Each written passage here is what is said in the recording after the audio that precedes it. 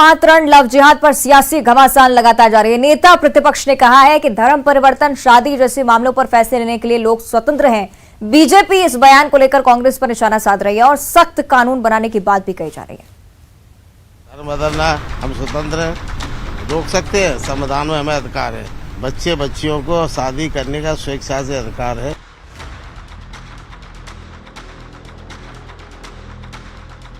नेता प्रतिपक्ष गोविंद सिंह के इस बयान के बाद एमपी में धर्मांतरण और लव जिहाद पर सियासत गर्म है। गोविंद सिंह ने लव जिहाद को लेकर बीजेपी नेताओं के बयान पर आपत्ति जताते हुए ये बयान दिया है।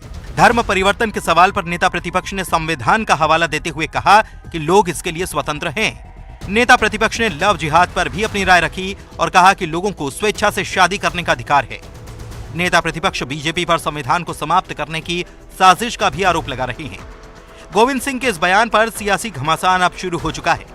धर्मांतरण, लव जिहाद को लेकर बीजेपी कांग्रेस को निशाने पर लेने लगी है। बीजेपी किस तरह कांग्रेस को घेर रही है, ये जानने से पहले नेता प्रतिपक्ष का वो बयान सुनते हैं जिसे लेकर सियासत हो रही है। हम स्वतंत्र हैं, रोक सकते हैं, संविधान में हमें अधिकार है। हम कहीं भी जा सकते हैं, हमें कहीं भी अधिकार है जमीन खरीदने का, देश में कहीं भी आने जाने का। इसमें लव जिहाद के जरिए कानून जो संविधान की धज्जी होना चाहिए। जो भारतीय जनता पार्टी के लोग गोपनीय संविधान बना लिख रखा है, उसको लागू करने के लिए ये षड्यंत्र है, साजिश है।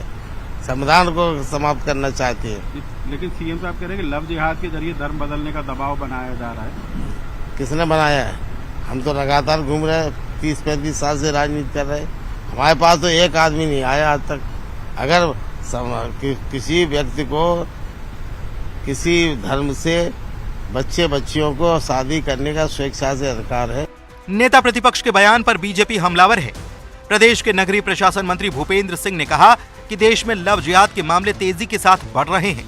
भूपेंद्र सिंह लव जिहाद को सुनियोजित साजिश बताते हैं और कांग्रेस पर तुष्टीकरण की राजनीति का आरोप लगाते हैं। देखिए, ये घटनाएं लगातार जिस तरह से हो रही हैं, उसके यथार्थ में हम लोगों को जाना पड़ेगा। अभी जिस तरह से एक बेटी के 35 टुकड़े किए गए, ये लव जिहाद नहीं है तो और क्या है। और इस तरह से लगातार घटनाएं पूरे देश में हो रही है। हर दिन घटना, एक न एक घटना हम लोगों के सामने आ रही है। ये पूरा ऐसे अनेक प्रमाण भी आए हैं कि जिसमें एक सुनियोजित तरीके से लव जिहाद का ही ये पूरा मामला है। तो लव जिहाद की एक सुनियोजित साजिश पूरे देश में चल रही है। निश्चित रूप से कांग्रेस जो है वो हर जगह तुष्टीकरण की राजनीति करती है और कांग्रेस की तुष्टीकरण की राजनीति का ही परिणाम है कि देश में आज ये परिस्थितियां निर्मित हुई हैं और देश के हालात कांग्रेस के तुष्टीकरण का ही परिणाम है। भूपेंद्र सिंह लव जिहाद, धर्मांतरण के खिलाफ सख्त कानून के साथ ही समान नागरिक संहिता की जरूरत बताते हैं। उनका कहना है कि बीजेपी इस पर फैसला ले रही है। भूपेंद्र सिंह ने यह भी कहा कि सीएम शिवराज ने धर्मांतरण, लव जिहाद, आदिवासियों के नाम से जमीनें हड़पने जैसे मामलों को लेकर सख्त कानून बनाने की बात कही है। आज देश को आवश्यकता है कि चाहे लव जिहाद हो, चाहे धर्मांतरण हो, इस सब के विरुद्ध बहुत सख्त कानून बनाने की आवश्यकता है। और अब देश को जरूरत है सामान्य नागरिक संहिता की।